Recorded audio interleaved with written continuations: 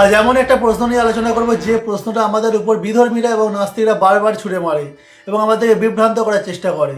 আর সেই প্রশ্নটি উত্তর দেব। এবং প্রশ্নটা হলো, শ্রীকৃষ্ণের কি 16,108 জন স্ত্রী ছিল? তিনি কি তাদের ভোগ করেছেন? তার সন্তানরা কি কামনার ফল? একজন ভগবান কি করে এতগুলো বিয়ে করতে পারে? ঠিক এই প্রশ্নগুলোই করে নাস্তিকরা এবং বিধর্মীরা আমাদের উপর। এবং যারা শাস্ত্র ভালো করে জানে না তারা তখন কি উত্তর দেবে সেটাই তারা না ভেবে বিভ্রান্ত হয়ে পড়ে। এই প্রশ্নগুলো কি তারা সত্য জানার জন্য করে, নাকি ভগবানের চরিত্রকে কলঙ্কিত করার চেষ্টা করে? আজ আবেগ দিয়ে নয়, আর শাস্ত্র দিয়েই কথা বলবো। শ্রীমদ্ ভগবত পুরাণ অনুসারে নরকাসুর নামের এক অসুর ছিল, যিনি তার কাছে 16,100 জন রাজকন্যাকে বন্দি করে রাখেন এবং তিনি তাদের সাথে জোরপূর্বক আচরণ করতেন।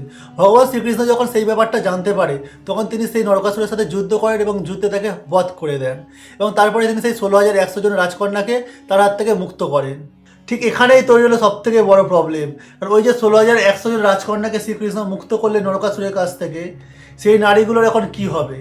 কারণ তাদেরকে তো সমাজে আর কেউ গ্রহণ করবে না, কারণ তারা এখন অপবিত্র। তারা যেহেতু নরকাসুরের কাজে ছিলেন, তাই তাদের সমাজে আর কেউ বিয়ে করবে না, কারণ তারা এখন অপবিত্র হয়ে গেছে। তাহলে তারা কি করবে? তারা বেঁচে থাকলেও তাদের জীবনটা নরকের থেকে কম কিছু হবে না। তাহলে এখানে উপায় আর কি কিছু ছিল? শ্রীমদ্ ভগবত পুরাণের স্কন্ধ নাম্বার 10 অনুসারে তখন সকল রাজকন্যারা একসঙ্গে বললেন, হে প্রভু, আপনিই আমাদের জীবন রক্ষা করেছেন, আপনি ছাড়া আমাদের আর কেউ নেই, আপনিই আমাদের স্বামী হওয়ার যোগ্য। অর্থাৎ এখানে শ্রীকৃষ্ণ বিয়ের জন্য জোর করেনি, তিনি বিয়ের প্রস্তাবও আগে দেননি। রাজকন্যারাই তাকে সম্মানের আশ্রয় চেয়েছিলেন। শ্রীকৃষ্ণ মুহূর্তের জন্য চুপ থেকে ভাবলেন, যদি আমি এদের না গ্রহণ করি তাহলে সমাজে এদের সবাই অপমান করবে, এদের বেঁচে থাকাও নরকের সমান হয়ে যাবে। এবার তখনই তিনি ধর্ম রক্ষার জন্য সকলকে স্ত্রী হিসাবে গ্রহণ করেন। এবার অনেক হাঁটুর নিচে বুদ্ধিসম্পন্ন ব্যক্তিরা বলবে যে তিনি তো তাদের স্ত্রী হিসাবে গ্রহণ না করে বোন হিসাবেও গ্রহণ করতে পারতেন, তিনি স্ত্রী হিসাবে কেন গ্রহণ করলেন? তার মানে নিশ্চয়ই তিনি তাদের ভোগ করতে চেয়েছিলেন। তাদের জন্যও আমার কাছে উত্তর আছে, তোমরা ভিডিওটা দেখো, তাহলে তোমরা নিশ্চয়ই সেই উত্তরও পেয়ে যাবে। তিনি তাদের ভোগ করেননি, তিনি পালিয়েও যাননি। তিনি তাদের বোন না বানিয়ে স্ত্রী বানিয়েছিল, তার কারণ এই রাজকন্যাগুলোই শ্রীকৃষ্ণের কাছে বলেছিলেন যে আপনি আমাদের যদি না স্ত্রী হিসাবে স্বীকৃতি দেন, আমাদের সমাজে কেউ মেনে নেবে না, আমাদের বেঁচে থাকাও নরকের সমান হয়ে যাবে। তাই আপনি যদি আমাদের বিবাহ না করেন, আপনি যদি আমাদের স্ত্রী হিসাবে স্বীকৃতি না দেন, আমরা নিজেদের দেহ ত্যাগ করব। তাই এখানে শ্রীকৃষ্ণের কি আর কিছু করার ছিল? তিনি ভগবানের মানব জীবন ধারণ করেছে ধর্ম রক্ষার জন্য। তার সামনে, তার কাছে যারা শরণাপন্ন, তিনি তাদের কীভাবে মারা যেতে দিতেন? আর শ্রীকৃষ্ণ যদি তাদের বোন হিসাবে গ্রহণ করেও নিতেন, তাহলে কি তারা সারা জীবন কুমারী হয়ে থাকতেন? কারণ সেই রাজকন্যাগুলোকে তো সমাজের কেউ মেনে নিতেন না, কেউ বিয়ে করতেন না, তাহলে তাদের সারা জীবনটাই তো বৃথা হয়ে যেত। তারা তো বেঁচে থেকেও নরকের সমান জীবন ভোগ করতো। তাহলে এখানে শ্রীকৃষ্ণের বিবাহ করা ছাড়া কোনো উপায় ছিল না বলেই তো তিনি বিবাহ করেছিলেন।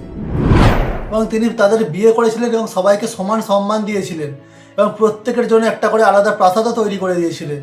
এবং তিনি যেহেতু পরমেশ্বর ভগবান ছিলেন, তাই তিনি তার শরীর থেকে 16,108টা আলাদা আলাদা কৃষ্ণ তৈরি করেন এবং প্রত্যেক স্ত্রীর কাছে তিনি আদর্শবান স্বামী হয়ে থাকেন।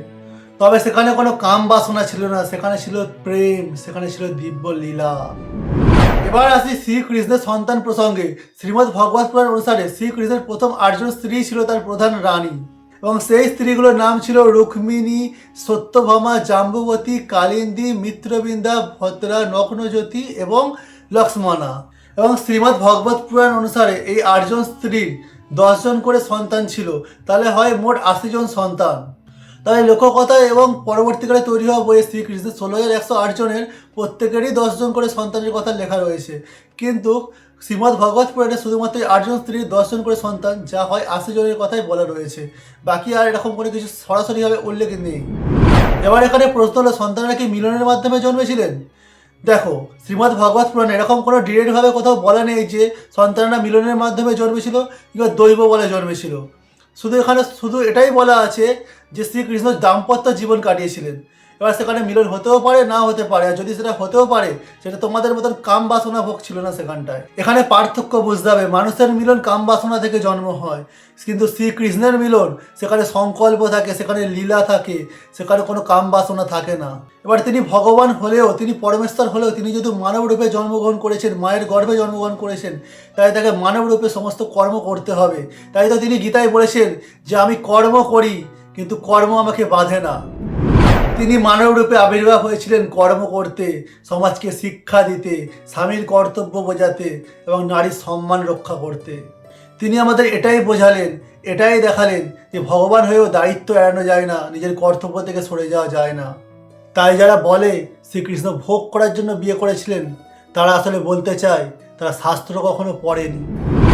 সূর্যকে মোমবাতি দিয়ে মাপা যায় না, ভগবানকে মানুষের কামনা দিয়ে বিচার করা সবথেকে বড় অজ্ঞানতা। শ্রীকৃষ্ণ ভোগের প্রতীক নন, তিনি ধর্মের চূড়ান্ত রূপ। যে বোঝে সে নত হয়, যে বোঝে না সেই প্রশ্ন ছুড়ে মারে। হরে কৃষ্ণ। এতক্ষণ ধরে যারা যারা আমার ভিডিও দেখছিল তাদেরকে অনেক অনেক ধন্যবাদ। যদি আমার ভিডিও ভালো লেগে থাকে তাহলে কমেন্ট বক্সে তোমাদের মতামত জানিয়ে যাও, আর যদি কোনো ভুল হয়ে থাকে তাহলে সেটাও কমেন্ট করে জানিয়ে যাও যে আমার কোন জায়গাটা কোন কথাটা ভুল হয়েছে। দেখা হচ্ছে পরের ভিডিওতে।